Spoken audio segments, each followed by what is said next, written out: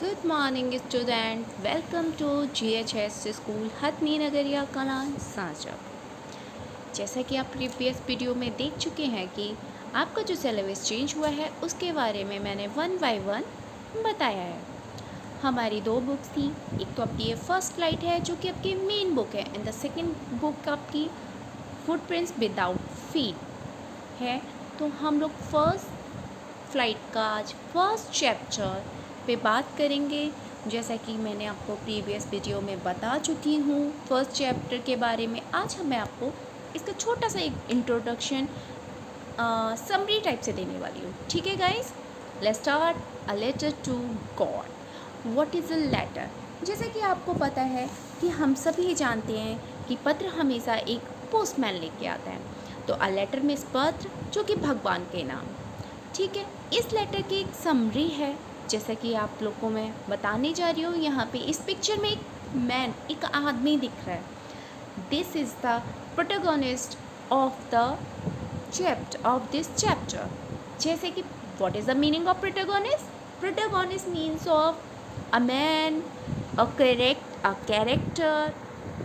Whole story of the chapter moves around him.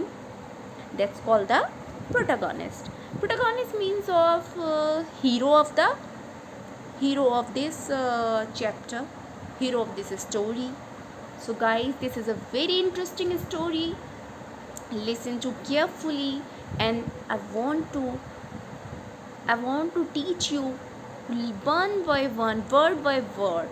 So please, first of all, a letter to God. Summary से पहले हमें author के बारे में जानना है। Who's the, किसने लिखी है ये कहानी? ऑथर होता है लेखक। किसने लिखी है ये? अ लेटर टू गॉड, उसका मतलब क्या था इसको लिखने का? तो हम वही यहाँ पे समझेंगे। पहला ही हमारा जो ऑथर है, G.L. फ्यूंटेस। G means the full form of G.L. फ्यूंटेस। G का मतलब ग्रेगोरियो, L का मतलब लोपेज, Y फ्यूंटेस। इन्होंने ये बेहतरीन स्टोरी लिखी है जो कि अनकंडीशनल फेथ गॉड में दिखाता है। ये स्टोरी एक ऐसी स्टोरी है, इस समरी को जानने से पहले हमें सबसे पहले एक चीज़ पे ध्यान देना है कि हमें ऑथर के बारे में ज़रूर पता होना चाहिए। तो जो हमारे ये फ्यूंटेस हैं, द मैक्सिकन नोबलिस्ट थे, ये जर्नलिस्ट थे एंड पोइट भी रह चुके हैं। ये Mexican poet, novelist and also the journalist.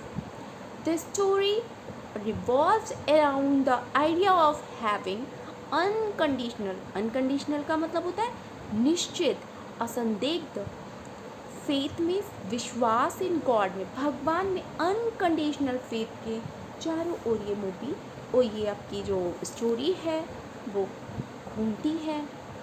तो हमें यहाँ पे एक जो लैंचो नाम का यहाँ पे एक व्यक्ति है जो कि आपको कह सकते हैं प्रोटोगोनिस्ट ऑफ दिस स्टोरी, जो कि इसका प्रोटोगोनिस्ट है। प्रोटोगोनिस्ट मैं आपको बता चुकी हूँ, हीरो समझ लीजिए या ये समझिए कि एक ऐसा पर्सन जिसके चारों ओर ये पूरी कहानी का ताना बाना बुना गया है। अब स्टोरी में है क्या? जब हम कभी एक लेटर लिखते हैं गाइस, तो जब ये लेटर पे एक एड्रेस ज़रूर होना चाहिए। लेकिन आप जैसा कि इस पे देख रहे हो, एक लेटर का एड्रेस कौन कर रहा है? गॉड को। अब गॉड का पता किसको पता है? किसी को नहीं पता है। लेकिन जब हम एक लेटर डालने जाते हैं तो आप एक लेटर बॉक्स में ही तो डालोगे। और जब आपका लेटर डिलीवर करने के लिए पोस्टमैन यानी कि डाकिया आता है। ये फैक्ट है कि पहले के टाइम में हमें कम्युनिकेशन के लिए मोस्टली हम लेटर का यूज़ करते थे, बट प्रेजेंट टाइम में ऑफिशियल वर्क के लिए हम आज भी लेटर का यूज़ करते हैं। अब ये लेटर क्यों लिखना पड़ा, हमें ये जानना है। ये लेटर हमें लिखना, ये जो लैंचो है यानी कि मेन कैरेक्टर है, उसको ये लेटर लिखना क्यों पड़ा? क्या कंडीशन आ गई थी? ऐसा क्या था इस स्टोरी में? ऐसा क्या है जो उसे एक लेटर लिखना पड़ा, वो भी भगवान को पड़ा?